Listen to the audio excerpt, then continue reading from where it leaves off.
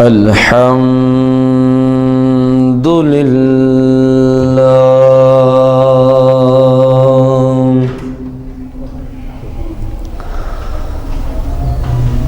الحمد لله الكثير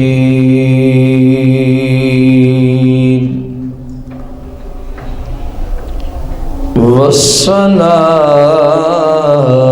والسلام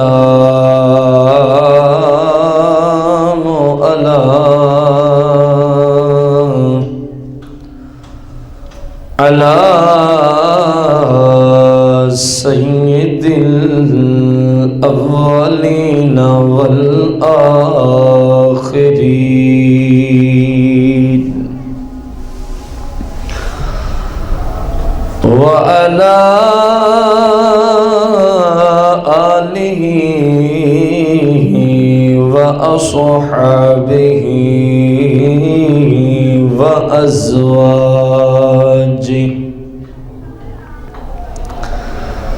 وعلماء أهل السنة أجمعين. أما بعد فأعوذ بالله من الشيطان الرجيم. بسم الله الرحمن الرحيم. قال الله تبارك وتعالى في القرآن المجيد والفرقان الحميد في شان حبيبه عليه الصلاة والتسليم. إن الله وملائكته يصلون على النبي يا أيها الذين آمنوا صلوا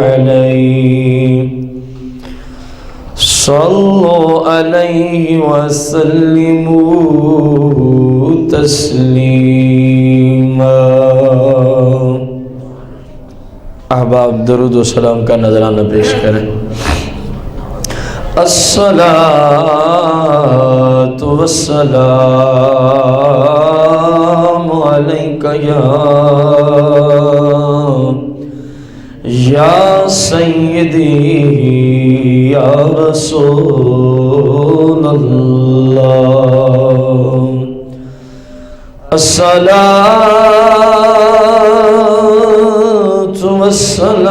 والسلام علیک یا سیدی یا اول و یا آخر و یا ظاہر و یا باطن. الصلاة والسلام علیک یا سیدی یا قاسم لکل شیء للعالمین. الصلاة والسلام علیک یا سیدی یا مختار للعالمین.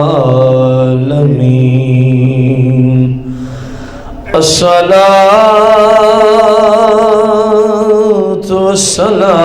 والسلام علیک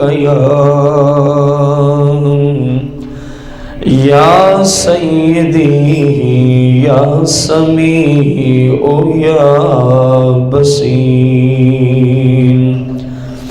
الصلاة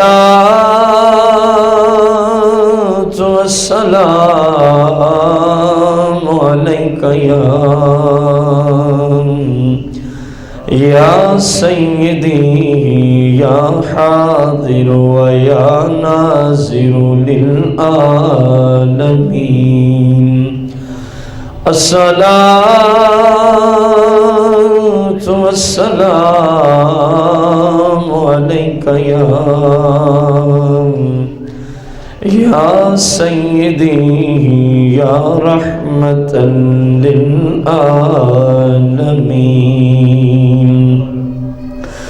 الصلاة والسلام عليك يا سيدي يا شفيع المذنبين الصلاة والسلام عليك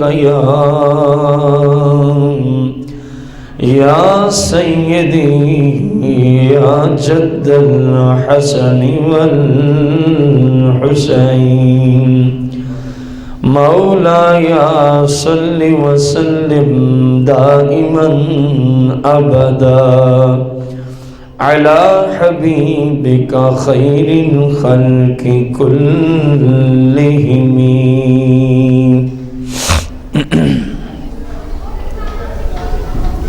حمد و صلات کے بعد احباب ذی وقار، ہمارے آج کے جمعۃ المبارک کے خطبے کا جو موضوع ہے ایصال ثواب از صحہ ستہ قسط نمبر 3۔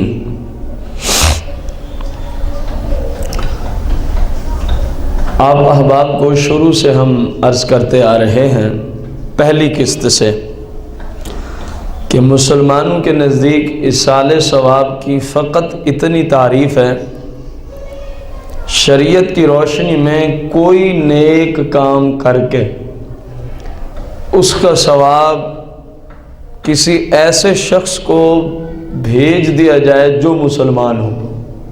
آگے عام ہے وہ زندہ ہو یا مردہ ہو، آگے عام ہے وہ زندہ ہو یا یہ ہمارے ہاں قرآن و حدیث کی روشنی میں ایصال ثواب ہے۔ جب ہم یہ تعریف کرتے ہیں تو ہمارے ہی مسلک کے بعض لا علم قسم کے لوگ جو ایصال ثواب میں مختلف قسم کی قیودات لگاتے ہیں، یہ ہو ورنہ نہیں ہوگا، یہ ہونا چاہیے، اس دن ہونا چاہیے، یہ سب خود بخود ختم ہو جائیں گی، کیونکہ جب ہم خود کہہ رہے ہیں مسلک کی ترجمانی کرتے ہوئے، مسلک اہل سنہ یا رسول اللہ کہنے والے مسلک کی ترجمانی کرتے ہوئے کہ قرآن و حدیث کی روشنی میں ایصال ثواب فقط یہ چیز ہے کوئی نیکی کا کام کر کے، شرط یہ ہے یہ کرنے والا بھی مسلمان ہو اور جس کو ثواب بھیجنا چاہتا ہے وہ بھی مسلمان ہو، یہ ایصال ثواب ہوتا ہے۔ آج اس کی تیسری قسط ہے صحہ ستہ سے، جبکہ 2 قسطیں صحہ سے پہلے گزر چکی۔ اب غور کریں، میں اگر آپ بھائیوں سے ایک سوال کروں کہ بندہ کسی مسلمان کے لیے دعا کرے، کسی مسلمان کے لیے دعائے مغفرت، دعائے بخشش کی دعا کرے اللہ کی جناب میں، تو ہمارے یہاں یہ ایصال ثواب ہے کہ نہیں؟ کیونکہ یہ ایک اچھا کام ہے، عبادت کا کام ہے، نیکی کا کام، اس کو ہم اپنے کسی بھائی کے لیے کریں، ہمارے یہاں ایصال ثواب ہو گیا، ہمارے یہاں ایصال ثواب ہو گیا۔ اب دیکھیں لوگ ہمیں کہتے ہیں یہ وہاں نہیں تھا، یہ فلاں زمانے میں نہیں تھا، یہ ان لوگوں کی لا علمی ہے، ان لوگوں کی لا یا پھر تعصب ہے، 2 میں سے کوئی ایک کام ضرور ہے، یا ان بیچاروں کو علم نہیں کہ جس چیز کو ہم ایصال ثواب سمجھتے ہیں یہ سرکار مدینہ علیہ السلام کے زمانے میں بھی موجود تھا، سرکار نے خود بھی کیا، صحابہ کو حکم بھی ادا فرمایا ہے۔ ہم جس کے قائل، میں کئی بار عرض کر چکا، ہم جاہلوں کے ذمہ دار مسلک نہیں ہوتا، پورے مسلک میں چند افراد اگر لا علم قسم کے لوگ ہیں جو اصحال ثواب میں اپنی طرف سے من گھڑت کہانیاں سناتے ہیں، اپنی جانب سے من گھڑت قصے سناتے ہیں، قیودات اور شرائط کا ذکر کرتے ہیں، تو کیا ان لا علم لوگوں کی جو مٹھی بھر ہے، اکثر علماء تو ان کا رد ہی کرتے ہیں، ان کی وجہ سے کیا مسلک اہل سنت جو 1450 سال سے سرکار علیہ السلام کے زمانے سے چلا آ رہا ہے، اس پورے مسلک کو غلط کہہ دینا یہ انصاف ہے؟ یہ جہالت ہے، انصاف نہیں، یا تعصب ہے، یا جہالت ہے یا تعصب ہے۔ ایک یونیورسٹی ہے، ہم نے فرض کیا، ہم نے کیا کیا؟ فرض کیا ایک یونیورسٹی ہے، ہم فرض کرتے ہیں ہمارے قریب والی یونیورسٹی کو نام لے کے ہم عرض کر دیتے ہیں، نیشنل ٹیکسٹائل یونیورسٹی آف فیصلہ آباد۔ اس پوری یونیورسٹی کے جتنے طلباء ہیں جو سٹوڈنٹ یہاں تعلیم حاصل کر رہے ہیں، ان میں سے اللہ نہ کرے، میں مثال دے رہا ہوں، کوئی ایک شخص ایسا ہے جو شراب پیتا ہو، کوئی ایک شخص ایسا ہے جو کیا پیتا ہو۔ اب کیا یہ انصاف ہوگا کہ بندہ کہہ دے پوری یونیورسٹی کے لوگ ہی شرابی ہیں؟ یہ انصاف ہوگا؟ نہیں، یہ جہالت ہوگی، انصاف نہیں ہوگا، کیونکہ یونیورسٹی کے سارے رہائشی تو شرابی نہیں ہیں۔ یہ میں نے مثال دی ہے، میں تو ایک کا بھی قائل نہیں ہوں کہ وہاں کوئی ایک بھی پیتا ہے، کیونکہ میرے پاس کوئی دلیل نہیں ہے، میرے پاس کوئی بغیر دلیل کے کسی کی طرف گناہ کی نسبت کرنا حرام ہے، کسی کی طرف گناہ کی نسبت کرنا کیا ہے؟ کیونکہ یہ بہتان ہے۔ میں تو آپ کو فقط مثال سمجھانے کے لیے عرض کر رہا ہوں، اور یونیورسٹی کی مثال اس لیے دے رہا ہوں کہ ہمارے اکثر بیانات نیٹ کے ذریعے طلباء نے سننے ہوتے ہیں، تاکہ ان کے ذہن میں بات بیٹھے کہ ان غنڈوں نے جو ہمارے مسلک پہ، ان دہشت گردوں نے جو ہمارے مسلک پہ کیچڑ اٹھا رکھا ہے، چند جہلا کی وجہ سے ہم خود ان جاہلوں کا قرآن و سنت کی روشنی میں رد کرتے ہیں کہ اصحال ثواب کسی قید کا محتاج نہیں، اصحال ثواب کسی شرط کا محتاج نہیں، اصحال ثواب کسی خاص دن کا محتاج نہیں، جب چاہیں، جس وقت چاہیں، جیسا نیکی کا کام کر کے چاہیں، شرط یہ ہے کرنے والا بھی مسلمان ہو، جس کے لیے کیا جا رہا ہے وہ بھی مسلمان ہونا چاہیے۔ ہمارے یہی اصحال ثواب ہے، ہمارے یہی کیا ہے۔ اب میں نے آپ کے سامنے نیشنل ٹیکسٹائل یونیورسٹی کی ایک مثال رکھی، تو جو بندہ کہے، حالانکہ ایک فرد نے ہو، کسی ایک نے، مثال دے رہے ہیں، وہ بندے کے یونیورسٹی کے سارے لوگ، اساتذہ بھی، ان کے طلباء بھی، اور جو باقی کلرک وغیرہ سٹاف ہیں، وہ سب کے سب کیا ہے؟ معاذ اللہ، معاذ اللہ۔ تو کیا یہ بات ان کی ماننا اور ان کی یہ بات کرنا ٹھیک ہوگا؟ جس طرح یہاں آپ کو سمجھ آتا ہے کہ یہ غلط ہے، غلط ہے اور غلط ہے، اسی طرح ہمارے مسلک کی بات ہے۔ اگر اہل سنت و جماعت یا رسول اللہ کہنے والوں میں کوئی ایک فرد غلطی کرتا ہے تو اس غلطی کو اس بندے تک محدود کیا جائے، اس ایک فرد کی وجہ سے پورے 1450 سال والے اصلی مسلک اہل سنت کو بدنام کرنا، یہ تعصب ہے یا جہالت ہے؟ تعصب ہے یا جہالت ہے؟ پورا مسلک ان قیودات کو نہیں مانتا، نہ ہم ان شرائط کے قائل ہیں کہ فلاں دن آئے گا تو اصحال ثواب ہوگا ورنہ نہیں ہوگا۔ اسلام میں ایسی کوئی بات نہیں ہے، اسلام میں ایسی کوئی بات، غور کریں، ہم نے تو بڑے سادہ لفظوں میں تعریف کی، کوئی نیکی کا کام مسلمان کرے، کسی مسلمان کو بھیج دے اللہ کی بارگاہ میں دعا کرتے ہوئے یا ویسے الفاظ ادا کرتے ہوئے، یہ اصحال ثواب ہو جاتا ہے۔ اب غور کریں، میں ان کے لیے یہ جملے بول رہا تھا جو کہتے ہیں اس زمانے میں نہیں تھا، ان بیوقوفوں کو پتہ ہی نہیں ہے، اس زمانے میں بھی تھا، سرکار خود بھی کیا کرتے تھے، صحابہ کو حکم بھی عطا فرمایا کرتے تھے۔ اب دیکھیں ہم جس کتاب سے پڑھنے چلے، سنن ابی داؤد شریف، کتاب کا نام کیا ہے؟ سنن ابی داؤد شریف، اس کا باب الجنائز ہے، اس کے اندر جو امام ابو داؤد نے رضی اللہ عنہ نے مختلف ابواب باندھے ہیں، ان میں سے باب الجنائز، اور حدیث کا نمبر 3221، 3200، یہ سیاستہ ہی ہے جو ہمارے سامنے سیاستہ، اس کا صفحہ 1465 ہے، 1400۔ امام ابو داؤد نے ایک باب باندھا ہے، غور کریں، جب آپ باب کا نام سنیں گے تو آپ کو سمجھ آئے گی کہ محدثین بھی ہمارے جیسے ہی عقیدے کے مالک تھے۔ اب باب دیکھیں کیا مانتے ہیں، باب الاستغفار عند القبر للمیت فی وقت الانصراف، یہ باب ہے، کتنا خوبصورت باب الاستغفار۔ امام ابو داؤد فرماتے ہیں یہ میں نے باب باندھا ہے بخشش طلب کرنے کا۔ باب الاستغفار کس کا باب ہے؟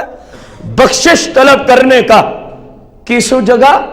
عند القبر، آپ کو بھی سمجھ آ رہی ہوگی، عند القبر کہہ رہے ہیں قبر کے قریب بخشش طلب کرنے کا باب ہے۔ قبر کے کس کے لیے بخشش؟ للمیت، فرماتے ہیں جس کو قبر میں تم دفن کر چکے ہو، جس کو قبر میں تم فی وقت الانصراف، جب تم اس کو دفن کر کے مٹی وغیرہ پوری کر چکے ہو، فی وقت الانصراف، جب تم چاہتے ہو کہ اب ہم واپس لوٹ آئیں۔ امام ابو داؤد نے اسی میں باب باندھا ہے، جب چاہو کہ واپس لوٹ آتے ہیں اس وقت اس کے لیے دعا کرنا پھر واپس آنا، اس وقت اس کے لیے دعا بخشش کرنا پھر واپس آنا۔ یہ تو امام ابو داؤد کا باندھا ہوا باب ہے۔ ممکن ہے کوئی بندہ کہ امام ابو داؤد کوئی نبی علیہ السلام تھوڑی ہے کہ ہم ان کی بات مان لیں، کیونکہ جب اپنے خلاف بات ہے تو پھر بڑے جتنا مرضی بڑا ہو ہم کیوں مانیں اس کو، یہ کوئی نبی تھوڑی ہے۔ میں کہہ رہا ہوں امام ابو داؤد نے اس باب کے تحت جو حدیثیں ذکر کی ہے، باب نبی نے نہیں باندھا، لیکن جو باب میں آیا ہے وہ امام ابو داؤد نے سرکار کی زبان سے نقل کردہ احادیث کو ذکر فرمایا ہے۔ احادیث، پہلی حدیث امام ابو داؤد اس باب کے تحت لے آتے ہیں، ان عثمان بن عفان رضی اللہ عنہ، خلیفہ ثالث اس حدیث کے راوی ہیں۔ خلیفہ ثالث اس حدیث کے کیا ہے؟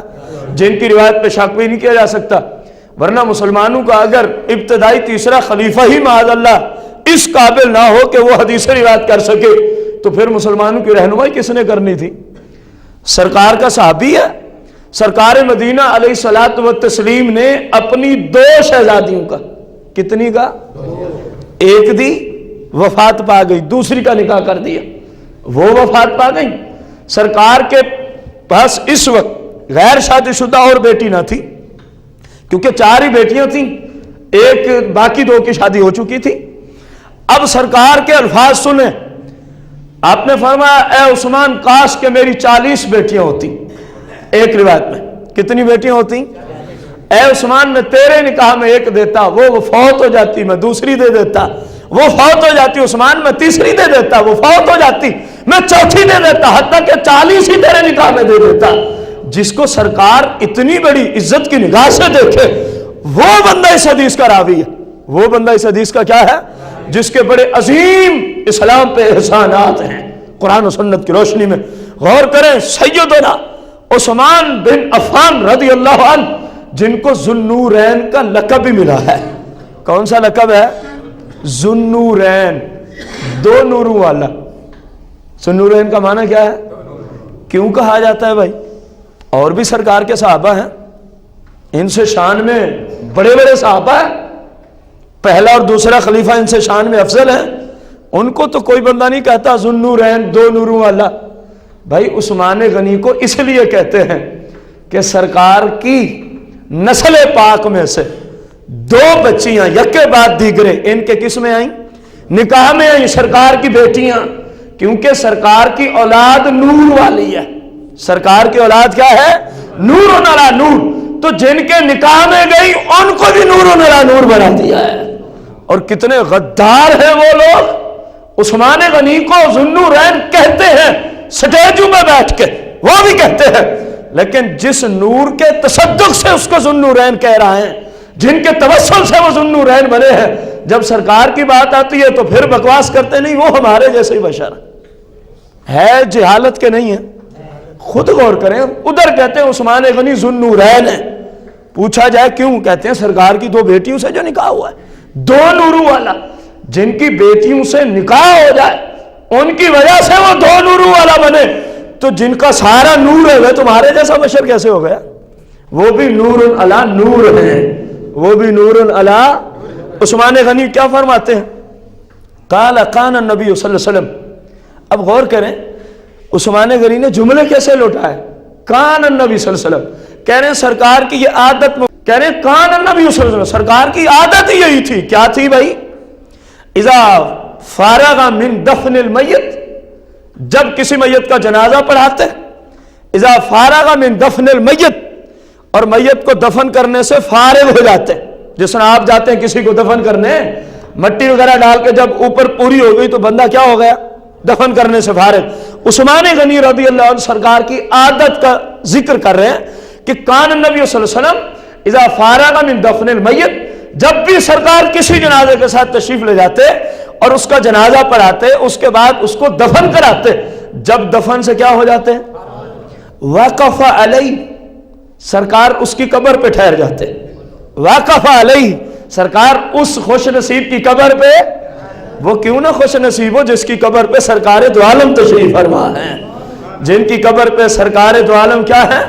تشریف فرما ہے، وہ بڑا ہی خوش نصیب شخص ہے. عثمان غنی کہتے ہیں سرکار ہمارے سامنے یہ کیا کرتے، کیا؟ جب بھی کسی میت کو دفن فرما لیتے، وقف علیہ، تو اب اس کی قبر پہ ٹھہر جاتے. اب سرکار علیہ السلام اس بندے کی قبر پر ٹھہر جاتے. پھر فقط نہ ٹھہرتے، فقال استغفروا لاخیکم، خود تو کرتے ہی کرتے، صحابہ و اہل بیت جتنے لوگ اس جنازے میں شریک ہوتے جو اس وقت قبرستان میں پہنچ چکے، میت کو دفن کر چکے، سیدنا عثمان غنی رضی اللہ عنہ کیا کہتے ہیں؟ سرکار کی یہ عادت تھی. سرکار کی کیا تھی؟ فقال استغفروا لاخیکم، سرکار فرماتے ہیں صحابہ اب اپنے بھائی کے لیے دعائے بخشش کرو. اپنے بھائی کے لیے کیا کرو؟ کھڑے کہاں ہیں؟ پیچھے حدیث کے الفاظ عند القبر، کہاں کھڑے ہیں؟ قبر کے اوپر. سرکار کی عادت بھی یہی تھی. اور سرکار جو جنازے میں شریک ہونے والے ہوتے ان کو کیا فرماتے؟ استغفروا لاخیکم، اے میرے صحابہ، اے میرے اہل بیت، اپنے بھائی کے لیے دعائے بخشش کرو. اپنے بھائی کے لیے کیا کرو؟ دعائے بخشش کرو. سرکار نے آگے اس کی وجہ بھی بتا دی صحابہ کرام علیہم رضوان کو. فرمایا وجہ یہ ہے کہ ابھی اس سے سوال و جوابات ہونے ہیں. ابھی اسے کیا ہونے ہیں؟ سوال و جوابات ہونے. تم رب کی بارگاہ میں اس کی بخشش کی دعا کر دو، اللہ تمہاری دعا کی برکت سے اس کی بخشش فرما دے گا. اللہ اس کی کیا فرما دے گا؟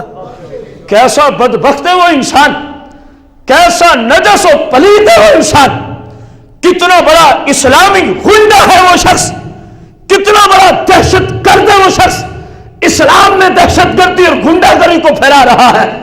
آج جو اس فعل کو شرک کہتا ہے، آج جو اس فعل کو حرام کہتا ہے، آج جو اس اہل سنت کے فعل کو بدعت ہونے کے فتوے دیتا ہے، میں اس غنڈے سے پوچھتا ہوں کہ بتا کیا اگر یہ حرام ہے، اگر یہ شرک ہے، اگر یہ بدعت ہے تو بتا تیرا نبی کیا کرتا رہا ہے؟ میں سے حدیث سرچ کر رہا ہوں اور پوری دنیا کے اس طرح کے غنڈوں کو چیلنج بھی کر رہا ہوں کہ ابو داؤد کے اندر باب الجنائز میں یہ حدیث موجود ہے. اب اس حدیث کا ترجمہ تم کر لو اور پھر مسلک ہمارا دیکھ لو. جو ترجمہ تم کرو گے وہی ہمارے مسلک میں معمول ہوتا ہے، وہی ہمارے مسلک میں معمول ہے، ہم وہی کرتے ہیں. اب آپ خود سوچیں، جتنی آپ کو سمجھ ہے اس کے اعتبار سے ایک کام سرکار علیہ السلام خود کریں، اپنے صحابہ و اہل بیت کو حکم دیں. اور عثمان غنی ذوالنورین رضی اللہ عنہ فرمائے کان النبی صلی اللہ علیہ وسلم، سرکار کی عادت مبارک یہی تھی. سرکار کی عادت مبارک سرکار بھی کریں، صحابہ بھی کریں، اہل بیت بھی کریں. فقال استغفروا لاخیکم، اور حکم بھی دیا جا رہا ہے کہ اے صحابہ میں تمہیں حکم دیتا ہوں، کیونکہ استغفروا امر کا صیغہ ہے. سرکار آرڈر دیتے ہیں کہ تم بھی اپنے بھائی کے لیے دعائیں. کھڑے کہاں ہیں؟ اونچی بولے. آج لوگ کہتے نہیں ہیں قبر پہ جانا شرک ہے. اب نہیں بولنا کیونکہ تھوڑی سی کڑوی بات آ گئی. کہتے ہیں کہ نہیں کہتے؟ کہتے ہیں آج دعا کرنا بدعت، آج دعا حرام ہو گئی، شرک ہو گئی. ان بےایمانوں سے پوچھا جائے پھر اس حدیث کا کیا معنی ہے؟ ہم نے تو ایک رکھی ہے، سیاہ ستہ میں سینکڑوں حدیثیں اس عنوان کی موجود ہے. اب پوچھا جائے اگر ہم یہ فعل کرتے ہیں، بقول تو ہارے ہم بنے مشرک، ہم یہی کام کریں جو حدیث سامنے عرض کی ہے، بقول تمہارے جو جھوٹے دعوے جھوٹے فتوے تم دیتے ہو، ہم بنے بدعتی، ہم یہی کام کریں، ہم بنے جہنمی، تو بتایا جائے اگر یہی کام خود سرکار نے کیا ہو، اگر وہی کام خود صحابہ نے کیا ہو، اگر وہی کام اہل بیت اطہار نے کیا ہو، تو پھر ان پہ بھی یہی فتویٰ ہوگا کہ نہیں ہوگا؟ ہم نہیں دے رہے، ان بے ایمانوں سے پوچھ رہے ہیں، ہم تو الزامی جواب ان کو عرض کر رہے ہیں۔ اگر واقعی تمہاری یہ بکواس درست ہے تو ہمیں بتاؤ جو کام میں کر رہا ہوں وہی کام صدیق اکبر نے کیا، وہی کام فاروق اعظم نے کیا، وہی کام عثمان غنی مولا کائنات نے کیا، تو جو آج شرک بنتا ہے 1450 سال پہلے وہ توحید کیسے تھا؟ اسلام کے تو اتنے بڑے اصول ہیں کہ جو یہاں شرک ہے وہ قیامت کو بھی شرک ہوگا۔ چاہے ہے کہ بندہ 1450 سال کے بعد دین اسلام میں شرک اور توحید کی تعریف کو بکھیر کے رکھ دے، جو ادھر توحید بنتی ہے وہ یہاں شرک کیوں بنائی جا رہی ہے؟ جو کام وہاں اسلام تھا یہاں وہ بدعت کیوں بن گیا؟ جو کام وہاں ثواب کا تھا یہاں گناہ کا کیسے ہو گیا؟ تو معلوم ہوا صحابہ ٹھیک، اہل بیت اطہار ٹھیک، سرکار کا یہ فرمان ٹھیک، اہل سنت یا رسول اللہ کہنے والوں کا معمول بھی ٹھیک، جو اس کے خلاف بکتا ہے وہ اسلام میں غلط بکتا ہے، وہ اسلام میں غلط بکتا ہے۔ سرکار مدینہ علیہ السلام نے صحابہ کو کیا فرمایا؟ اپنے بھائی کے لیے کیا کرو، اور کھڑے کہاں تھے؟ یہ کوئی ایک مرتبہ کا واقعہ نہیں۔ عثمان غنی رضی اللہ عنہ فرماتے ہیں کان النبی صلی اللہ علیہ وسلم اذا فارغ من دفن المیت، جب بھی سرکار کسی میت کو دفن کرنے سے فارغ ہوتے تو آپ کی عادت مبارک یہی تھی، آپ کی عادت مبارک یہی تھی، آپ فرماتے اپنے بھائی کے لیے کیا کرو، غور کرنا ہے۔ سرکار مدینہ علیہ السلام کی آج کے درس میں جو اصالہ صاحب قسط نمبر 3 چل رہی ہے، ابن ماجہ کے اندر حدیث پاک ہے، بڑی اہم ترین حدیث ہے، بئی معنی کہ جب ہم دنیا میں آئے تو ہمیں اپنی اولاد پہ بھی نگاہ رکھنی ہوگی، ہم نے اپنی اولاد پہ بھی نگاہ، ان کو نیک بنانا ہوگا، سرکار علیہ السلام کی شریعت ان کو سکھانی ہوگی، اس کا فائدہ اولاد کو تو ہوگا ہی ہوگا۔ حدیث کی روشنی میں مرنے کے بعد والدین کو بھی اس کا فائدہ ہوتا رہے گا، والدین کو بھی اس کا کیا ہوتا رہے گا۔ دیکھیں ہر بندہ آج چاہتا ہے میں اپنا مستقبل اچھا کر لوں، میں اپنا مستقبل، یہ زندگی کتنی ہے؟ آپ اس پہ باقاعدہ کئی قسطیں سماعت فرما چکے ہیں، دنیا کی زندگی کی حقیقت پہ قرآن و سنت کی روشنی میں یہ اتنی ہے جیسے سمندر میں انگل داخل کی، سرکار نے فرمایا واپس کھینچو، اب دیکھو انگل کے ساتھ کتنا پانی ہے اور سمندر میں کتنا ہے، سرکار کی حدیث عرض کی تھی، فرمایا جو انگل کے ساتھ لگا ہے اس کی نسبت سمندر کے پانی سے کرو، وہ قبر و آخرت کی زندگی، یہ دنیا کی زندگی، وہ قبر و آخرت کی زندگی، اور یہ تو معلوم ہوا یہ کچھ بھی نہیں ہے، یہ کچھ بھی، اصل زندگی قبر و آخرت کی ہے۔ وہ کیسا اپنا مستقبل سنوار رہا ہے جو اپنی اولاد کو گناہوں میں ڈوبا ہوا دیکھتا ہے پھر بھی خاموش بیٹھا ہے، اپنی اولاد کو سب کچھ بناتا ہے، نہیں بناتا تو عالم قرآن نہیں بناتا، اپنی اولاد کو ہر طرح کی ڈگری دلوانے کے خواہش مند ہے آج کا مسلمان، اگر اس کے دل میں خواہش نہیں ہے تو عالم قرآن بنانے کی خواہش نہیں ہے، حالانکہ حقیقی مستقبل یہی تھا، حالانکہ حقیقی مستقبل اسی جگہ موجود تھا۔ عالم قرآن کبھی بھوکا نہیں مرا، لوگوں کے شاید یہ سوچ ہے اس کو عالم نے بنایا تو یہ بھوکا مر جائے گا، عالم بھوکے نہیں مرتے، عالم بھوکے، اگر کسی وجہ سے رب کی آزمائش آ بھی جائے اور وہ بھوکے ہوں تو پھر غوث اعظم کی طرح جنگل کے پتے کھا کے بھی دین کا کام کرتے ہیں، وہ بے صبری نہیں کرتے، وہ بے صبری، کیونکہ وہ دین پڑھ چکے ہوتے، وہ دین پڑھ چکے ہوتے ہیں۔ دیکھیں سرکار علیہ الصلاۃ والتسلیم کی زبان مقدس سے نکلے ہوئے کلمات، افضل ترین صدقہ کیا ہے؟ افضل ترین صدقہ، اب سرکار علیہ السلام کی حدیث پاک ہے، سنن ابن ماجہ میں ہے، باب سنہ میں ہے، حدیث نمبر ہے 234، حدیث کا نمبر کیا ہے؟ ہمارے پاس جو سیاہ ستہ موجود ہے 2492 اس کا صفحہ ہے۔ سرکار علیہ الصلوۃ والتسلیم فرماتے ہیں ان ابی ہریرہ ان النبی صلی اللہ علیہ وسلم قال، حضرت سیدنا ابو ہریرہ رضی اللہ عنہ اس حدیث کے راوی ہیں. آپ فرماتے ہیں سرکار نے ارشاد فرمایا. کس ہستی کا ارشاد ہے؟ سرکار مدینہ علیہ الصلوۃ والسلام نے ارشاد فرمایا افضل الصدقہ، فرمایا سب سے افضل صدقہ. کس چیز کی طرف رہنمائی دی جا رہی ہے؟ سب سے، کیونکہ افضل اس میں تفضیل کا صیغہ سرکار علیہ السلام نے لٹایا ہے. فرمایا سب سے افضل صدقہ. کون سا صدقہ؟ سب سے افضل. وہ ہے کیا؟ فرمایا ان یتعلم المرء المسلم. فرمایا کوئی مسلمان ہو، کون ہو؟ کوئی مسلمان ہو، وہ سیکھے علم دین کو. کس چیز کو سیکھے؟ علم دین کو. ثم یعلمہ اخاہ المسلم، جب خود سیکھ لے تو اپنے مسلمان بھائی کو سکھائے، اپنے مسلمان بھائی کو سکھائے. فرمایا افضل صدقہ، یہ سب صدقوں سے افضل ہے. عند اللہ ورسولہ عز وجل وصلی اللہ علیہ وسلم، اللہ اور اس کے رسول کی بارگاہ میں سب سے افضل صدقہ کیا ہے؟ بندہ دین کا علم حاصل کرے اور جب خود سیکھ لے اپنے دوسرے اسلامی بھائیوں کو دین سکھائے. اپنے دوسرے اسلامی بھائیوں کو کیا سکھائے؟ کیونکہ جو بھی مسلمان ہے وہ اسلامی رشتے سے ہمارا بھائی بنتا ہے. اسلامی رشتے سے ہمارا کیا بنتا ہے؟ بھائی بنتا ہے. پیچھے میں نے ایک جملہ بولا، ممکن ہے کسی کو سمجھ نہ آئی ہو کہ یہ اس کے گنڈے ہیں، یعنی اسلام کا لبادہ اوڑھ رکھا ہے اور کام گنڈوں والے کرتے ہیں. کام کس والے کرتے ہیں؟ گنڈوں والے کرتے ہیں. اب جو بھی مسلم ہے، کل مسلم اخوہ، وہ ہمارا کیا لگتا ہے؟ شرط یہ ہے وہ مسلمان ہو، بد مذہب نہ ہو. شرط یہ ہے کہ کیا ہو؟ گستاخ نہ ہو. اب سرکار علیہ السلام کی زبان مبارک سے نکلے ہوئے کلمات، فرمایا سب سے افضل صدقہ ہے یہی ہماری شریعت میں کہ بندہ دین سیکھے پھر آگے سکھائے. دین سیکھے پھر آگے. اب غور کریں، اگر میں اپنی اولاد کو دین سکھا جاؤں، میں اپنی اولاد کو دین، تو اولاد کا نفع ہوگا کہ نہیں ہوگا؟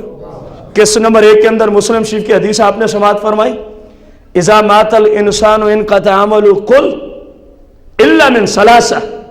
جب بھی کوئی شخص دنیا سے چلا جائے تو اس کے سارے نام اعمال کا نظام ختم کر دیا جاتا ہے. فرمایا صرف 3 ہیں. کتنے ہیں؟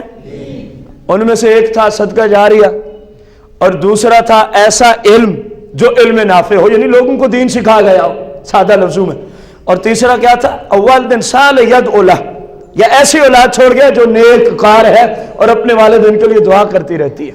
اپنے والدین کے لیے کیا کرتی ہے؟ دعا کرتی رہتی ہے. اب غور کریں، یہ افضل ترین صدقہ ہے اور مسلمانوں نے اسی کو ہی چھوڑا ہوا ہے. الا ماشاء اللہ، الا ماشاء، کیونکہ پوری دنیا کے لوگ تو ایک جیسے نہیں ہیں نا. آخر جو علماء بن رہے ہیں، جامعات میں طلباء موجود ہیں، وہ بھی تو مسلمانوں ہی کے گھروں سے گئے ہوئے ہیں. وہ حقیقت میں خوش نصیب ہے، خود بھی ان کے والدین بھی، خود بھی ان کے. شرط یہ ہے کہ جو پڑھتے ہیں اس پہ عمل بھی کریں، جو پڑھتے ہیں اس پر عمل نہیں ہے تو پھر ایسی ایسی سخت وعیدیں ہیں علماء کے لیے جو دین جاننے والے لیکن عمل نہیں کرتے. الامان والحفیظ، اللہ تمام علماء اہل سنت کو ہمیشہ عمل کی توفیق عطا فرمائے.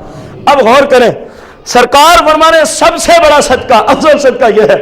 تو اب ہر بندے کی خواہش ہونی چاہیے یار افضل صدقہ مجھے بھی کرنا چاہیے، افضل صدقہ مجھے بھی، اور ایسا صدقہ جس سے لوگ پیار کرتے ہیں وہ بھی نہیں دینی پڑتی. لوگوں کو محبت ہو گئی ہے دولت سے، یہاں دولت بھی خرچ نہیں کرنی پڑتی. دین سیکھیں آگے سکھائیں، دین سیکھیں آگے خود سیکھیں، اولاد کو سکھائیں، اولاد آگے سکھائے گی. آپ کے لیے صدقہ ہے. اور کیسا صدقہ جاریہ؟ فرمایا افضل صدقہ، سب سے افضل صدقہ ہی یہی ہے، سب سے افضل صدقہ ہی یہی ہے. جیسا کہ مسلم شریف، جیسا کہ ابن ماجہ کی ہی اسی بات کے اندر اور حدیث پاک ہے، حدیث کا نمبر 232 ہے، 242 سرکار مدینہ علیہ السلام سے سیدنا ابو ہریرہ رضی اللہ عنہ روایت کرتے ہیں، ان ابی ہریرہ قال قال رسول اللہ صلی اللہ علیہ وسلم ان مما يلحق المؤمن من عمله وحسناته بعد موته. پہلا جز حدیث کا دیکھیں. آج بعض لوگ کہتے ہیں مرنے کے بعد کسی کو کچھ پہنچتا، ہم کہتے ہیں یہ بات کسی حد تک ٹھیک ہے، یہ بات کسی حد تک कि किसी को कुछ नहीं पहुंचता। ये बात ठीक है, हम किसी की बात ही नहीं करते, हम तो मुसलमानों की बात करते हैं, हम किसी की नहीं करते। बदमजलूम के बारे में तो हम भी कहते हैं, उन बेईमानों को जब जिंदगी में कुछ नहीं मिलता तो मरने के बाद क्या पहुंचेगा। उन पे यहां भी लानत है, कब्र आखिरत में भी रब की क्या उतरेगी, और वो जहन्नमी कुत्तों की हिसाब बनेंगे। हम जिनकी बात कर रहे हैं अपनी तरफ से नहीं, सरकार मदीना की हदीस भी उन्हीं की बात करती है। देखें सरकार के जुमले गौर से सुने, लोगों की बात भी अपने जहन में रखे। जो मर गया माटी में मिल गया, खा वो कुछ छोटा हो खा कोई बड़ा हो, हत्ता कि यहां तक बकवास कर दी गई तक़वियतुल ईमान में नबी अलैहिस्सलाम के बारे में भी माज़अल्लाह यही जुमले बोल दिए गए। माज़अल्लाह यही जुमले कहते हैं कुछ नहीं पहुंचता, ये पैसे अपने ज़ाया कर रहे हैं, अपना वक्त ज़ाया कर रहे हैं। मैं कह रहा हूं मेरी ना मान, क्योंकि मैं एक इंसान हूं, मुझसे खता मुमकिन है, इंसान जो मेरे शेख की ना मान, मुमकिन है वो भी एक इंसान है, नबी नहीं है। उसके शेख की ना मान, अरे बदमाश किसी की ना मान, जिस नबी की जात पे तू लफ्जों में कलमा पढ़ता, कम अज कम उसी नबी की ही मान ले। देखे सरकार अलैहिस्सलाम ने क्या फरमाया, सेया सेया 24 घंटे सेया की रट लगाते हैं।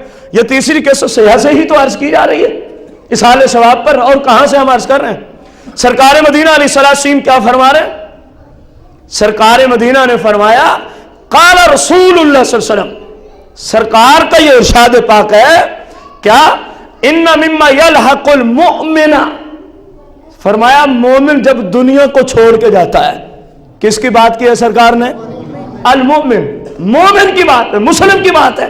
जब दुनिया छोड़ के जाता है फरमाया उसको पीछे से अमाल पहुंचते हैं, पीछे से अमाल किस, मिन अमल ही व हसनात ही बाद मौत ही, फरमाया उसके अमाल से, उसकी नेकियों से बाद मौत ही, उसके मरने के बाद उसको नेकियां पहुंचती हैं, उसके मरने के बाद उसको बाद मौत ही का तर्जुमा तो मेरे ख्याल में आप सब भाइयों को आता होगा। ये कोई इतना मुश्किल अल्फाज नहीं है कि हमें इसका तर्जुमा ना है। बाद मौत ही, मौत के क्या फरमाया, मोमिन को नेकियां पहुंचती हैं, किसको पहुंचती हैं, और हम भी यही कह रहे हैं तीसरा जुम्मा, मोमिन के लिए इसाले सवाब है।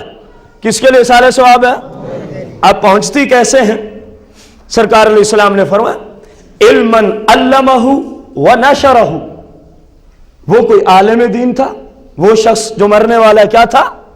अब उसकी सूरतें भी कुछ बयान कर दी, कुछ जुज़इयात भी जिक्र कर दी। फरमाया इल्मन अल्लमहु व नशरहु, वो इल्म जो उसने दुनिया में अपनी जिंदगी के अंदर कुरान और सुन्नत का इल्म लोगों को सिखाया, कुरान और सुन्नत का इल्म लोगों को, व नशरहु, और कोई उसने तसनीफ की, उसको फैलाया, उसको पूरे वर्ल्ड में, या जहां तक मुमकिन था कोई किताब तसनीफ कर गया कुरान और सुन्नत की रोशनी में, कुरान और सुन्नत के दीनी उलूम पर, वो कोई किताब सरकार सल्लल्लाहु अलैहि वसल्लम की हदीस का माल वो बंदा तसनीफ कर गया, फरमाया जब तक किताब पढ़ने वाले पढ़ते रहेंगे, फर्ज किया एक दिन में उसकी किताब को 100 बंदे ने पढ़ा, जो बंदा लिखने वाला है वो फौत हो गया, दुनिया छोड़ के चला गया। इस 100 बंदे को मिन हैसुल मजमू, जितना नेकियां दीन सीखने की इन 100 को मिलेंगी, इन 100 के बराबर इनकी नेकियों में कमी ना आएगी, रब उस आलिम दीन की कब्र में नेकी अता फरमाएगा। यह सरकार अलैहिस्सलाम की हदीस है, और जगह भी इस तरह की हदीस है मुझे ये से हमें। और फिर सरकार अलैहिस्सलाम ने क्या फरमाया, दूसरी बात की, व वल्दन सालिहन तारकहु, अगर वो कोई अपनी नेक औलाद छोड़ गया है तो उस औलाद की नेकियां भी रब बाप और मां की कब्र में भेजता रहता है। देखेंगे हदीस के जुमले, व वलदन, फरमाया अगर कोई औलाद है, पहले था इल्म है, अब आ गया औलाद है, लेकिन सालिहन की कैद है, मुतलक नहीं, सिर्फ महसूस का जुमला आया। ऐसी औलाद जो साले हो, कैसी औलाद हो, यही रोना तो अभी रोया है, अपनी औलाद को नेक बनाए, इनको आलिम बनाए, सरकार अलैहिस्सलाम की सुन्नत पे चलने का इनको दर्स दे, हमारे मरने के बाद भी नेकियों का मीटर चलता ही रहेगा, कभी रुकने का नाम। गौर करें, सरकार मदीना अलैहिस्सलाम ने फरमाया या कोई नेक औलाद छोड़ गया, आगे तीसरी बात जो इस हदीस में आई, वह मुसहफन वर्रसा, फरमाया कोई कुरान पाक छोड़ गया विरासत में, कुरान पाक छोड़ गया ظاہر ہے جو وراثت میں چھوڑا کسی کو تو ملے گا کہ نہیں ملے گا؟ جو وہ رسا ہوں گے کسی کے حق میں وہ جائے گا. اب یہ کیسے نیکیاں پہنچائے گا؟ قرآن وراثت میں چھوڑ گیا، سرکار فرماتے ہیں اس کی نیکیاں بھی ملے گی. اب جس کو یہ ملے گا وہ قرآن کی کیا کرے گا؟ اس کو پڑھے گا، کیونکہ جس نے خریدا تھا اب قیامت تک جتنے لوگ اس قرآن کو پڑھیں گے ان تمام کے ثواب کے برابر جس نے خریدا تھا نا وہ اس کو بھی اجر عطا فرمائے گا. لیکن اس کی قبر میں، لیکن اس کی، یہ جملہ نہیں بولنا. سرکار علیہ السلام نے فرمایا مرنے کے بعد موت ہی، مرنے کے بعد اسی طرح کوئی دینی کتاب چھوڑ گیا، کسی طالب علم کو کوئی دینی کتاب خرید کے دے گیا، کسی طالب علم کو کوئی دین کے اندر بہت سارے موضوعات پہ بکس ہیں، کوئی بک خرید کے دے کے گیا. اب جب تک وہ چلتی رہے گی، یہ بھلے سرکار نے فرمایا دنیا سے چلا گیا ہے، لیکن اس کا جتنا پڑھنے کا، فتویٰ دینے کا، لکھنے کا، پڑھانے کا اجر ان کو ملتا رہے گا، رب اس کو بھی برابر اجر بھیجتا رہے گا، رب اس کو بھی برابر اجر. پھر سرکار علیہ السلام نے فرمایا او مسجدن بناہ، یا اس نے کوئی مسجد بنائی تھی اپنی زندگی میں، کیا بنائی تھی؟ کوئی جامعہ بنا گیا، کوئی مسجد بنا گیا، کوئی مسافر خانہ بنا گیا، یا کسی غریب مسلمان کو کم از کم گھاری بنا کے دے گیا. کم از کم کسی غریب کو گھاری ہی، جب تک رہیں گے دعائیں دیتے رہیں گے، کیونکہ خیر الناس من ينفع الناس او کما قال علیہ السلام، فرمایا تم میں سب سے اچھا ہے ہی وہی جو دوسروں کے فائدے کرتا رہے، جو دوسروں کے کام آتا رہے. اب اس طرح کا کوئی کام کر گیا، فرمایا بعد موت ہی، وہ بھلے چلا گیا نیکیاں ملتی رہے گی. نیکیاں، فرض کیا ایک شخص نے مسجد بنا دی، دنیا سے چلا گیا. اب مسجد تو نہیں جاتی نا جب تک قیامت نہیں آئے گی. شرعی مسئلہ بھی یہی ہے، جب ایک جگہ مسجد بن گئی، اب قیامت تو ممکن ہے لیکن مسجد کو ختم کرنا ممکن نہیں ہے. تحت الثری سے لے کر عرش اولا تک سارا حصہ مسجد ہو گیا. اب اس جگہ کو مسجد سے ختم نہیں کر سکتے، نہ کوئی مفتی ایسا فتویٰ دے گا. اسلام میں اس کی گنجائش ہے. جو مسجد ہو گئی بس وہ مسجد ہو گئی، بس وہ کیا ہو گئی؟ مسجد. تمام فقہ اسلام نے یہی لکھا. اب وہ بنا کے دنیا سے چلا گیا. مسجد میں جب تک لوگ نمازیں پڑھیں گے، اعتکاف کریں گے، قرآن پڑھیں گے، ذکر اذکار کریں گے، جتنے لوگ آئے ان کے برابر من حیث المجموع، جتنا ان سب کی نیکیاں بنی، اللہ مسجد بنانے والے کی قبر میں اتنی نیکیاں بھیج دیتا ہے. اب غور کریں سرکار علیہ السلام نے کس قدر وضاحت کے ساتھ ارشاد فرمایا. پھر فرمایا او بیتن لابن السبیل بناہ، کوئی اس نے اللہ کے راستے میں مسافروں کے لیے کوئی گھر بنا دیا، جامعہ بنا دیا، جس طرح میں پہلے آپ کو مثال دیا. پھر سرکار نے فرمایا او نہرن اجراہ، یا اس نے کہیں پانی کا کوئی انتظام کر دیا اپنی زندگی میں. کس چیز کا؟ ضروری نہیں کہ نہر ہی کھدوائی جائے. مقصود کیا ہے نہر کے ذکر کرنے سے؟ کہ جہاں مسلمانوں کو پانی کی حاجت ہو اس نے زندگی میں وہاں پانی کا انتظام کر دیا. پانی کا کیا کر دیا؟ انتظام. یہ چلا گیا لیکن جب تک لوگ وہاں سے پانی پیئیں گے رب اس کی قبر میں اجر بھیجتا رہے گا، رب اس بندے کی قبر میں اجر بھیجتا رہے گا. سرکار مدینہ علیہ السلام نے فرمایا او صدقۃ اخرجها من مالی فی صحتی و حیاتی، فرمایا وہ صدقہ جو اپنی زندگی میں دے گیا، اپنی صحت میں، اپنی حیات میں. یہ یاد رہے آپ جو جمعۃ المبارک میں مسجد میں دیتے ہیں یہ بھی آپ کی طرف سے صدقہ ہوتا ہے، یہ بھی آپ کی طرف سے کیا ہوتا ہے؟ لوگ سمجھتے ہیں کہ صدقہ شاید مسجد کو نہیں لگتا. بھائی وہ صدقہ وجوبیہ ہوتا ہے. وہ کون سا صدقہ ہوتا ہے؟ صدقہ وجوبیہ. یہ جو آپ مال خرچ کرتے ہیں یہ بھی صدقہ ہے لیکن نفلی صدقہ ہے. کون سا صدقہ ہے؟ نفلی صدقہ مسجد پہ لگتا ہے، اور جو آپ دیتے ہیں یہ صدقہ ہی ہے. بلکہ اپنی نیت کر لیا کریں کہ یار جہاں ہفتے میں اتنے خرچے اور ہوتے ہیں ایک دن ہم نے مسجد میں آنا ہے، جس مسجد میں بھی جانا ہے. شرط یہ ہے ہو مسلمانوں کی، شرط یہ ہے کہ مسجد ہو. بد مذہبوں کو دیا تو ایک ایک پائی کا قیامت کے دن حساب دینا پڑے گا، کیونکہ وہ پیسے لگیں گے گستاخی رسول کے کاموں پر. تو ہم گویا پیسے دے کے ان کے معاون و مددگار ٹھہرے، اور قرآن کہہ رہا ہے وَلَا تَعَاوَنُوا عَلَى الْإِثْمِ وَالْعُدْوَانِ، کسی بھی ایسے شخص کی مدد کرنے کی اجازت نہیں جو ظلم اور زیادتی اور گناہ کے کام کرتا ہو، جو ظلم و زیادتی اور گناہ کے. شرط یہ ہے کہ مسجد سرکار علیہ السلام کے غلاموں کی ہو، سرکار علیہ السلام کے جہاں سے سرکار کی شانیں ملتی ہوں، آپ کے خلاف نہ بھونکا جاتا ہو، آپ کے خلاف بکواس نہ کی جاتی ہو، وہ تو مسجد ہی نہیں ہے شرع، مسجد ضرار کے حکم ہے جس کو سرکار نے آگ لگوا دی۔ سورہ توبہ میں مسئلہ موجود ہے، جہاں سرکار کے خلاف گستاخی ہو سرکار نے اس کو آگ لگوا دی تھی صحابہ کو بھیج کے۔ حالانکہ نبی علیہ السلام کا کام مسجد آباد کرنا ہوتا ہے، مسجد کو آگ لگانا، لیکن بتا دیا امت کو اللہ اور اس کے رسول عز و جل صلی اللہ علیہ وسلم کے ہاں مسجد ہوتی وہی ہے جس میں عشق مصطفیٰ کا درس دیا جاتا ہو، جس میں محبت مصطفیٰ کا درس دیا جاتا ہو۔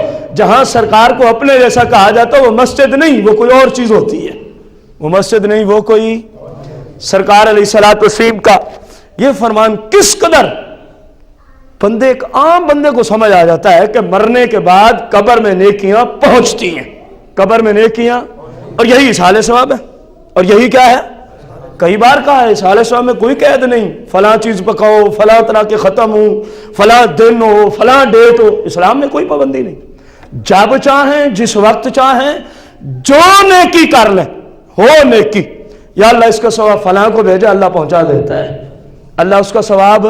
یہ لا علم قسم کے لوگ ہیں جو کہتے ہیں جی اتنے دن نہیں گزرے تو فلاں ختم نہیں ہو سکتا، یہ بے وقوفی ہے، لا علمی ہے، گو ہمارے مسلک میں ایسی باتیں ہوتی ہیں، لیکن اسلام میں اصحال ثواب کے لیے کوئی وقت مقرر کیا؟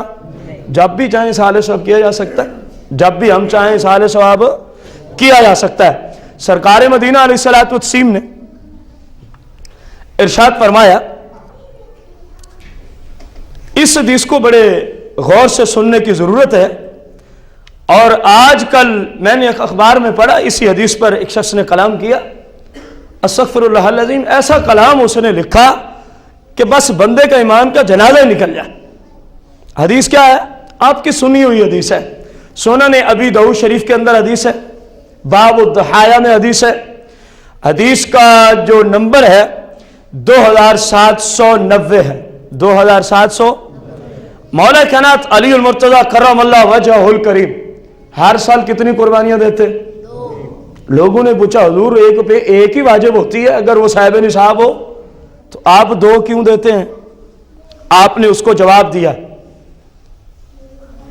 ان حنش رضی اللہ عنہ قال رأیت علی رضی اللہ عنہ یضحی بکبشین، کہہ رہے ہیں کہ میں نے دیکھا مولا کائنات کتنی قربانیاں کر رہے ہیں؟ دو۔ فقلت له ما هذا، میں نے پوچھا یہ کیا ہے؟ ایک بندے پہ اسلام میں صاحب نصاب ہو تو قربانی، آپ دو کیوں کرتے ہیں؟ فقال ان رسول اللہ صلی اللہ علیہ وسلم اوصانی، مولا کائنات نے فرمایا سرکار جب پردہ فرما رہے تھے، دنیا کو ظاہری طور پہ چھوڑ رہے تھے، تو سرکار نے مجھے حکم دیا تھا، اوصانی سرکار نے مجھے کیا دیا تھا؟ حکم دیا تھا، اے علی جب تک زندہ رہنا ایک اپنی کرتے رہنا، ایک میرے نام کی قربانی کرتے رہنا، اور اس کا ثواب میری بارگاہ میں تحفتاً ہدیتاً بھیجتے رہنا، تحفتاً ہدیتاً۔ اب اس بندے نے اس حدیث کو نقل کر کے پتہ ہے کیا لکھا ہے؟ ایک بندے نے اس بندے سے سوال پوچھا، کیا جو شخص مر چکا ہو قربانی کر کے اس کا ثواب اس کو بھیجا جا سکتا ہے؟ کہنے لگا نہیں توبہ نعوذ باللہ، یہ فلاں ہے فلاں ہے، جیسے ان کی عادت ہے۔ پھر کہنے لگا بعض لوگ اس حدیث کو نقل کرتے ہیں، کہنے لگے یہ حدیث ہی ٹھیک نہیں ہے، ادھر سے 24 گھنٹے روتے ہو سے دکھاؤ، جو اپنی عقل کے خلاف آ گئی وہ حدیث ہی ٹھیک نہیں ہے۔ حالانکہ حدیث پہ تو یہ جملہ بولنا ہی بھی ادبی ہے کہ حدیث ٹھیک نہیں ہے۔ جب بھی کسی حدیث پہ اس طرح کا کلام ہو، محدثین نے اسماء الرجال کی بکس کے اندر اصول بنایا ہے کہ کہا جائے اس حدیث کی سند میں کلام ہے، حدیث کو غلط نہیں کہنا چاہیے، یہ بے ادبی اور گستاخی ہے، اس کی سند پہ کلام ممکن ہوتا ہے، حالانکہ اس کی سند میں کوئی کلام ہی نہیں ہے، اس کی سند میں کوئی اپنی طرف سے جس کو مرضی ضعیف کہہ دیا، جس کو مرضی چلو اس کو ضعیف کہہ کے جان چھڑا لی، ہے نہیں چھڑا لی۔ ہم کہتے ہیں پھر صحیح مسلم باب الادائی میں حدیث پاک موجود ہے، سرکار مدینہ علیہ الصلوۃ والتسلیم نے قربانی کی، قربانی کے موسم میں جانور آپ نے طلب فرمایا کہ اس طرح کا میرے پاس مینڈا لے آؤ، اس طرح کا، وقت نہیں میں اس کی پوری وہ رنگت بھی آپ کے سامنے رکھتا، فرمایا اس طرح کا خاص مخصوص رنگت کا آپ نے ان سے صحابہ کرام علیہم رضوان سے ایک مینڈا طلب فرمایا۔ جب وہ سرکار علیہ السلام کے سامنے آ گیا تو پھر سرکار نے ابھی ذبح نہ کیا. غور کریں، صحیح مسلم شریف حدیث کا نمبر 1967 ہے. سرکار کیا فرماتے ہیں؟ ابھی وہ آپ نے قربانی ذبح، اس سے پہلے سرکار نے ہاتھ اٹھا دیے. ید اللہ والے آپ نے ہاتھ اٹھائے. قال بسم اللہ، اللہم، اللہ کے نام سے، اللہم، اے اللہ، اے اللہ، تقبل من محمد صلی اللہ علیہ وسلم، اے اللہ اس کو قبول فرما میری طرف سے، اس کو قبول فرما میری طرف سے، وآل محمد صلی اللہ علیہ وسلم، یا اللہ اسی کو قبول فرما میری آل پاک کی طرف سے، وامت محمد صلی اللہ علیہ وسلم، یا اللہ اسی کو قبول فرما میری اس امت کی طرف سے جو قربانیاں کر نہیں سکتی. مولا میں ان کی طرف سے پہلے ہی کر کے جا رہا ہوں، میں ان کی طرف سے پہلے ہی، اور میری طرف سے اس کو کیا فرما؟ شرف قبولیت کا درجہ عطا فرما. اب سرکار علیہ السلام نے قربانی کی، اس کا ثواب اپنی طرف، اپنی ساری آل پاک کی طرف اور اپنی پوری امت کی طرف. سرکار اللہ کی بارگاہ میں عرض کر رہے ہیں، مولا اس کا ثواب میری آل اور میری امت کو بھیج، میری آل اور میری امت کو بھیج. اب کیا معلوم ہوا کہ کوئی نیکی کا کام کر کے کسی اور کو بھیجنا یہ سرکار علیہ السلام کی سنت مبارکہ ہے، اور یہی اصال ثواب ہے. اور یہی کیا ہے؟ اس بندے نے اخبار میں اس حدیث کو بھی نقل کیا. اب دیکھیں لوگ کہاں تک غداری کرتے ہیں. میرے پاس وہ ٹکڑا موجود ہے، اگر کوئی بھائی دیکھنا چاہے جو کہہ رہا ہوں دکھا دوں گا. اس بندے نے اس حدیث کو بھی نقل کیا. کہنے لگا بعض لوگ اصال ثواب پہ اس کو دلیل بناتے ہیں، کہہ رہے جو وہ معنی کرتے ہیں یہ معنی ہی نہیں بنتا. جو میں نے معنی کیا ہے نا وہ کہہ رہے یہ معنی نہیں بنتا، بلکہ اس نے توڑ موڑ کے معنی کیا لکھا ہوا ہے؟ وہ کہہ رہے اس کا معنی یہ ہے سرکار نے اللہ کی بارگاہ میں عرض کی، مولا میری قربانی قبول کر، اور میری جو آل قربانی کرے اس کو قبول کرنا، اور میری امت میں سے جو قربانی کرے اس کو قبول کرنا. لکھا ہوا تو ہے کہ یہ مفتی ہے جس نے یہ تحریر لکھی ہے. سمجھ نہیں آتی کہ وہ کیسا مفتی ہے. اس کو اتنی سمجھ ہی نہ آئی کہ اللہم تقبل، اے اللہ قبول فرما، یہ نہیں کہ قبول کرنا. یہ تو جملے نہیں ہے حدیث کے اندر. اور پھر سرکار ایک ہی جانور کو سامنے رکھ کے ذبح کرنے سے پہلے عرض کر رہے مولا اس کو میری طرف سے، میری آل کی طرف سے اور میری. اس نے کتنا توڑ موڑ کے معنی بیان کر دیا. اور پھر اگلے جملے بھی اس پہ دلالت کرتے ہیں کہ اسی جانور، اسی قربانی کے لیے دعا کی جا رہی تھی. راوی حدیث کیا کہتا ہے؟ ثم ضحى به، جب سرکار نے یہ دعا فرما لی اس کے بعد آپ نے اس مینڈے کو ذبح فرمایا. یہ خود اس بات پہ دلالت کر رہی ہے حدیث کی آخری عبارت کہ اس کے بعد ثم ضحى به، پھر سرکار نے جانور ذبح فرمایا. تو مطلب وہ نہیں جو اس نے اخبار کے اندر ڈنڈی مارتے ہوئے لکھا ہے، مطلب یہی ہے جو 1400 سال کے محدثین نے بیان کیا ہے کہ اے اللہ اس کو میری طرف سے بھی قبول فرما، اس کو میری آل کی طرف سے بھی اور میری. دیکھیں کتنی وضاحت ہے، صحیح مسلم شریف کے اندر حدیث موجود ہے. تو معلوم ہوا احادیث کی روشنی میں کہ کوئی مسلمان نیکی کا کام کرے اور کسی مسلمان کو بھیج دے، یہ قرآن و سنت کی روشنی میں بالکل جائز ہے اور ثواب کا کام ہے، اس کو بھی اجر ملتا ہے. اور پچھلے جمعے میں آپ نے سماعت فرمایا کرنے والوں کو بھی اللہ اجر عطا فرماتا ہے. اللہ جل شانہ سے دعا ہے صحیح معنوں میں اللہ پاک ہم سب کو قرآن و سنت کو سیکھ کر ہمیشہ دین اسلام کی خدمت اپنی رضا کی خاطر کرنے کی توفیق عطا فرمائے. آمین بجاہ النبی الکریم علیہ الصلاۃ والتسلیم.